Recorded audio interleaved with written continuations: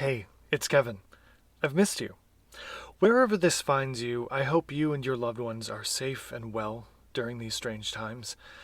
I expect to be back with Season 2 and full shows for you within a few weeks, but today I have a bonus episode for you. It's an interview with one of our country's finest actors of Shakespeare. In the interview, he compares the live theater process with that of a project we've been working on together during the strange times. During the hiatus from the show, I've been busy producing and directing live audio productions of plays under the name Chicago Radio Theater. It started as an experiment, and it has become a hugely rewarding artistic and personal endeavor for me and the artists who've been brave enough to join me. What exactly happens here? Well, on a given night that you tune in, a bunch of actors are performing a play, and it's broadcasting to you 100% live from our respective closets and desks all over Chicago, usually on just about a 20-second delay. There is no post-production. There are occasionally tech issues, and just like on live theater, whatever actually happens on the night you tuned in, that's what you get to hear.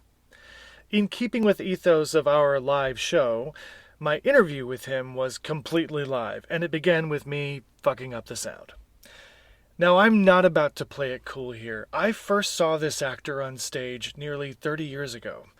He's one of the finest Shakespearean actors in our country. I'm giddy at telling you. I'm straight up bragging to say to you, I've had the privilege of working with him several times in the past 4 years, and we just finished collaborating on our live audio production of Shakespeare's A Midsummer Night's Dream. The other reason I'm excited to share this interview with you now, during the strange times, is this is one of the most positive human beings I know. I can't help but smile when I'm talking to him. And who couldn't use a dose of that in their lives right now? My daughter wants me to remind you to subscribe and rate and share the show with a friend. I'll be back in a few weeks with the beginning of Season 2. In the meantime, hey everyone, this is Greg. Greg, this is everyone. Hope you enjoy the interview.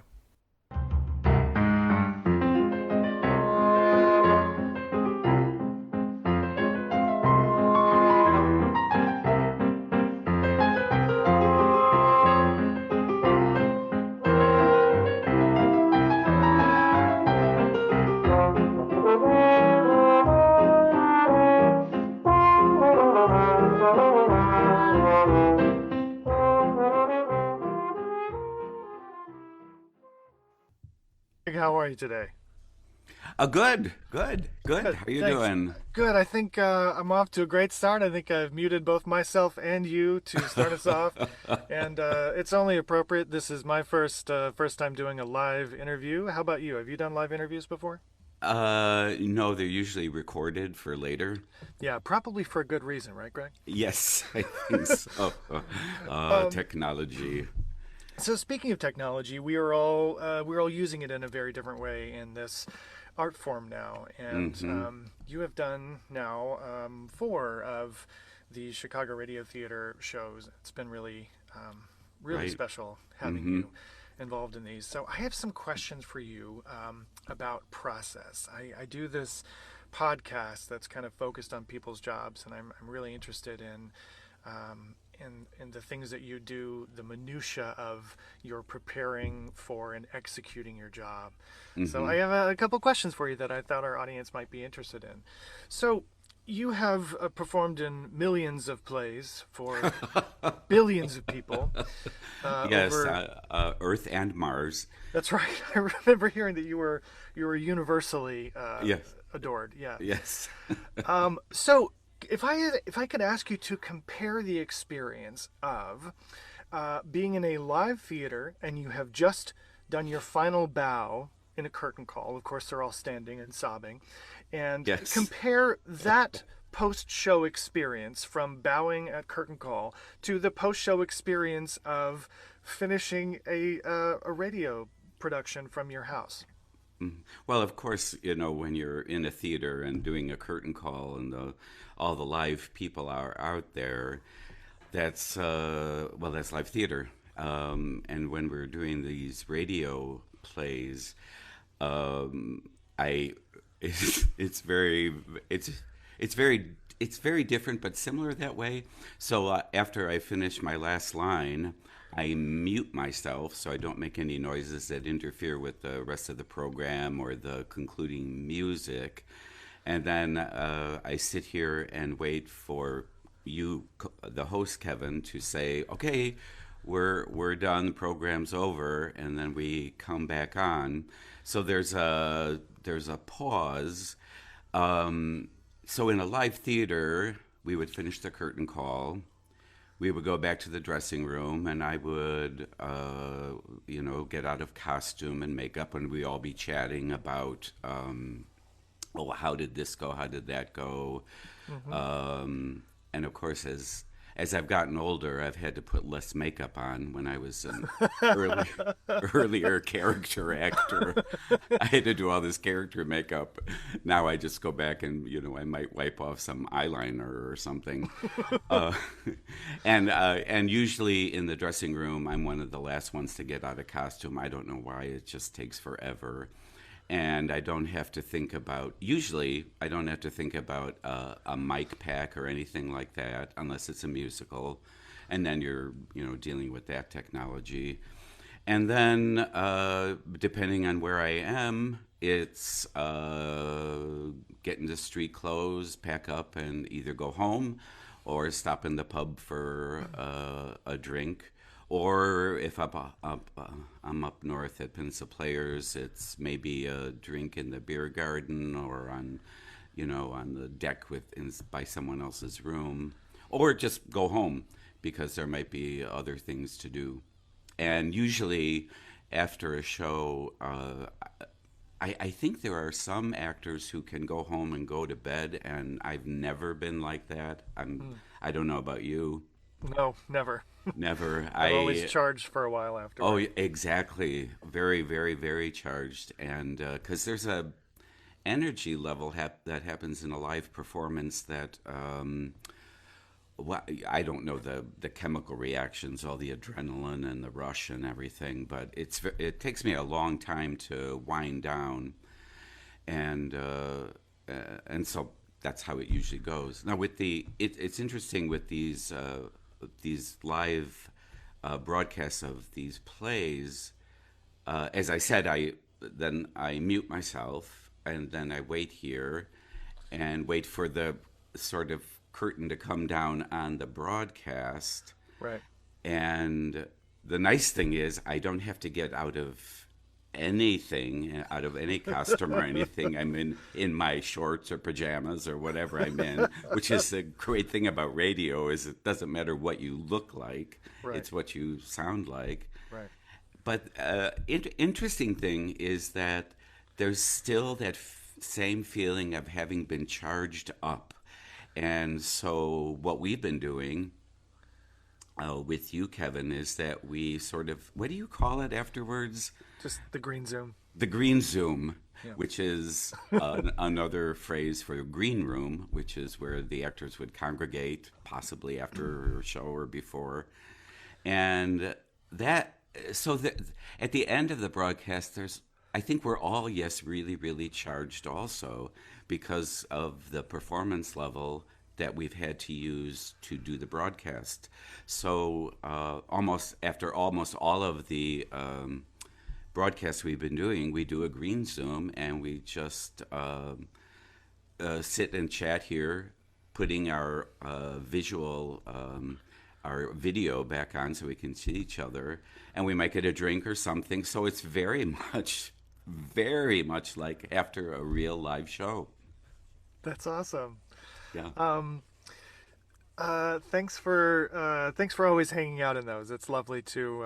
I'm always interested to hear how you're feeling after the show and what went well. And last night was a great example of we all just got on a tear telling stories. So many of us have stories of performing Shakespeare, and I remember last night a thing that came up was that we're all we're all quite warm. We have to do this without air conditioners because you don't want that background noise, and so many of us are getting quite warm. And someone brought up, Kathy brought up that it really started to feel like doing outdoor Shakespeare, which we've all had the experience of doing. Yes. But right. one of the things I noticed last night in that post-show green Zoom, was that indeed most of the conversation was about our anecdotes or experiences with live theater and how important that was to all of us to recall those experiences and how important live theater is to all of us and Yeah. how important it is in our lives. I was very, very struck by that last night. Yeah. I, I thought about that a lot too. Um, Now I have a question for you about state of mind during performance. So, A I always, drug induced state of mind, or yeah, yeah. yeah. I know Oh, okay. you're very chemically dependent. Most of your work is fueled by a cocktail of things. Um, no, I've described this to people before that when an actor is performing in a theater, there are several different realities that are happening. You can let me know if this is true for you, but for me, Hmm. I'm in the point of view of the character, and hopefully the most prominent thing in my mind is going after what I want from the point of view of the character that I'm playing. Hmm. But I'm also aware of the other humans that are in the space with us. And if someone is coughing really, really loudly in the audience, or someone is yawning in the front row, or there's, a phone goes off, we're aware of the environment. Or if you hear rain on the roof of the theater, you're aware of that environment as well. Hmm. And maybe a state of mind about how the performance is going. Right. This audience is crackling, or I completely blew that last line. I can't believe Hmm. I screwed up that word again. Hmm. And I'm interested in the difference for you in state of mind in performing in a live theater production versus what it's like doing these live audio shows. Well, it's like what you said. You know, when you were on stage in front of a live audience, you're very, very tuned into them and their level of silence or laughter or rustling or coughing, and at the same time that you're within the world of your character and the world of the play and paying attention to the other actors on stage. So there's a live theater is very interesting. It's a constant dynamic in which this living thing happens between the people on stage and in the audience. There was in fact, a study done a little while ago, and I think it was in England, where they discovered that during a live performance, the heartbeats of audience members synced up during the course of the show so that they became, in a sense, one entity as they experienced the live theater event. And I thought that was fantastic. Oh, That it's important, how important live events like that, whether it's theater or music or whatever, the importance of the live element of it. So it's interesting with a radio broadcast, we don't have that feedback from a live audience. We know there are people out there listening, so I think we're hyper conscious about making sure we get it right. mm-hmm. But I think one of the things for me is that the part of my ear in a live performance that's tuned to the audience becomes directed toward the other actors and their voices, and also an extreme awareness of the technology involved in the moment, and being aware of if there are any issues with that. As you know, we've had in these broadcasts, you know, but Yeah, yeah. with Wi-Fi problems or fireworks going on outside, you know, there's an awareness of our each individual environment and our total, you know, electronic connection.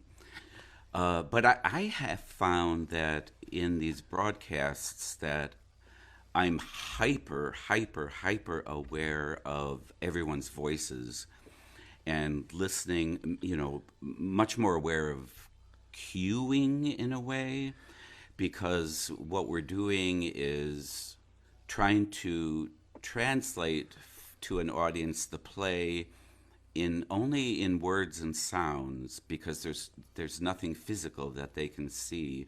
Mm-hmm. So it's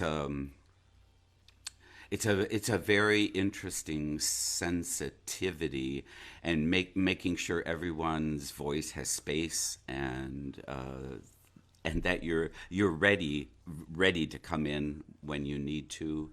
It's very challenging, and I find the energy involved in the performance level is, it feels quite nearly uh, like the performance level that I've experienced in a live performance.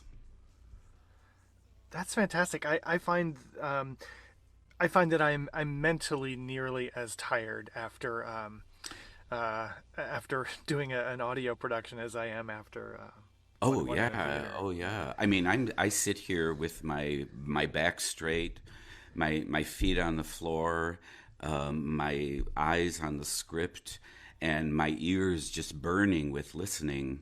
And yeah, very much so. There's and when my scene is finished and I mute myself, it's like, whew, wow, okay, all right, what's next? Before I move on, can you just for the audience, can you explain a little bit more what you mean by cueing there when you were talking about the listening that you're doing? Well, of course, we're following a script, so when it's my time to come in, I just have to be aware of what the character before me is saying. Well, not just the words, but the sounds they might make, the inflections they might have, so that I'm able to pick up and respond to what they're delivering. It's like getting pitched a ball and trying Yeah. to catch it. Oh, great. Thank you. Is there? Can you? Kind of. We're gonna just keep going with these comparisons. I think Hmm. it's super interesting. And can you compare how you approach the preparation for doing a show live in a theater versus preparing for this? What are the similarities? What are the differences? Uh, the similarity the biggest similarity is that I think it's pretty much exactly the same, except that in the on a radio broadcast, we don't have to worry about, as I said, costume, makeup, physically what we might think about in terms of appearing to an audience. Mm-hmm. But in terms of preparation, in terms of working on the lines, on the character, it's really, really the same. I mean, the biggest difference, of course, with these is that in a live theater, you have weeks of rehearsal, Yeah. previews, and working with an audience. For the radio broadcasts that we've done, we've done, I think for each one, we've had 3 days of rehearsal, right? Where we've like worked on Yeah. three sections or Yeah. two, whatever it was, and you've acted as director, so Mm-hmm. that's very similar. And I think the biggest difference is the time crunch, Sure. really. Was there a particular? I know this is your first time playing Bottom in Midsummer. Hmm. Was there? Is there? Can you give us an example of a particular moment or line that was tricky for you to suss out as you were preparing for it, kind of doing your homework? Well, the that was interesting because the type of work I've done a lot of Shakespeare, and so very used to paying attention to the first folio text and using the lexicons and all of the annotations and notes that are in different versions of Shakespeare. And that's exactly what I did with this one, uh, where I had to make sure that I knew what I was saying. Or in Bottom's case, because the mechanicals are all in prose for the most part, except some very rudimentary poetry. Right. There's a lot of archaic words that are used. And so I needed to do that research to figure out what am I saying here, Right. which is completely the same in a live theater event. Um, and of course, the other challenge for me, and I didn't say this before when we were rehearsing it, was that I'd never done Midsummer. I've never done Bottom. And uh, it reminded me many, many years ago when I was in grad school, I got cast as Stanley Kowalski in A Streetcar Named Desire. Mm-hmm. And I thought when I auditioned, I thought, well, I maybe make a good Mitch. But the director cast me as Stanley, and I remember afterwards I ran after him, I going, "Are you sure this is what you want to do?" And he was, "Oh, you'll be fine, you'll be fine, you'll be fine." And the reason was because Stanley was probably the character in all of dramatic literature that I felt was furthest from who I am as a person. Mm. And so I remember spending a couple weeks pretending I wasn't at rehearsal because even though I'd never seen the film with Marlon Brando, I he was burned in my brain in the role. And finally, after 2 weeks, I realized, oh my gosh, we're going to be doing this in front of real people and an audience. I better knuckle down. And I did. And that's when I found out, oh, yeah, there's Stanley Kowalski in me. I just need to rummage around a little bit. Mm. And so that I was very intimidated by that. And I will admit that I was very intimidated by doing Bottom because there's, oh my gosh, a long, long history of actors who have played that part and had huge success with it. It's a very, very fun role. And I knew that at the same time we didn't have the 3 or 4 week rehearsal process where we could figure all that stuff out. It had to be Right. very much on the fly, which is exciting and challenging. So it was. I had to. It reminded me of being up at Peninsula Players, where we have a very short rehearsal period. And what I've discovered is that you go with your guts, go with your instincts, because oftentimes they're right, and just trust that. And that was kind of the process here, is that I had to trust myself to just go with in the moment with what I felt was right, and hope that hope that worked. So it was fun. I love it. Well, I think it's working really well, Greg. I have the biggest smile on my face when I get the privilege of talking with you about theater. I enjoy this so much. Mm, We're out of time for mm, today, but I hope we can do it again. This was so fun. sure. Um, Thanks so much for being here, and I'll see you in the green Zoom in about 6 hours. Exactly. Oh, good. We'll see All you right. later. Thanks, Greg. Okay, bye.